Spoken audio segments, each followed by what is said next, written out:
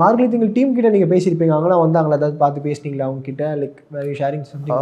டீம்லேருந்து யாரும் வரல ஆக்சுவலி. ஏன்னா லைக் எல்லாருமே அவுட் ஆஃப் ஸ்டேஷனில் இருக்காங்க. They all called me. என்ன ஓகே, அது சிச்சுவேஷன் என்ன நடக்குதுன்னு ஆப்வியஸ்லி நான் தான் சாருக்கு ரொம்ப க்ளோஸ் எல்லாரும் விட. ஸோ எனக்கு தான் கால் பண்ணாங்க.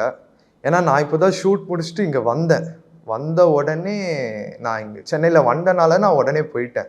So they all are out of டவுன்னால அவங்களுக்கு டைம் ஆகுது. அவங்களும் ஒர்க்கில் இருக்காங்க. Soon they will come. வீட்டுக்கு வருவாங்க, எல்லாமே மீட் பண்ணுவாங்க, பேசிட்டு தான் இருக்காங்க என் கூட. பட் ஸ்டில் இது எல்லாருக்குமே ஒரு ஷாக் தான். யாருக்கும் டீமுக்கே இது வந்து என்ன பண்ணுறது, இது எப்படி ப்ராசஸ் பண்ணுறதுன்னே ஒரு, ஏன்னா டீம் கூட அவர் வந்து மோர் லைக் டேரக்டர் மாதிரி இல்லை, அவர் ஒரு ஜாலியாக ஒரு ஒன் ஆஃப் த மெம்பர் மாதிரி. நாங்கள் ஏதோ அவர் ஒரு க்ரூ மெம்பர். அவர் தான் ஒன் ஆஃப் த மெம்பர். நாங்கள் ஜாலியாக போனோம், ஒரு ப்ராஜெக்ட் எடுத்தோம், பழனி போனோம், 25 days எடுத்தோம், நடித்தோம். ஷூட்டுக்கு ஒரு நாள் பிரேக் இருந்தால் கூட சார் நானும் அவரோட ரூமில் ஃபுல் டே மூவிஸ் பார்த்துட்டே இருப்போம். பிரேக்கில் நாங்கள் இதுதான் பண்ணுவோம். ஒர்க் ஷாப் கூட எனக்கு கொடுக்க மாட்டார், மூவிஸ் தான் எனக்கு போட்டு காமிப்பார். நான் சாருக்கு சார் இந்த படம் பாருங்க நீங்கள் அப்படின்னு நான் ஒரு படம் காப்போம், அது ஃபுல்லாக பார்ப்போம். அதுக்கடுத்து அவர் ஒரு படம் போடுவார்.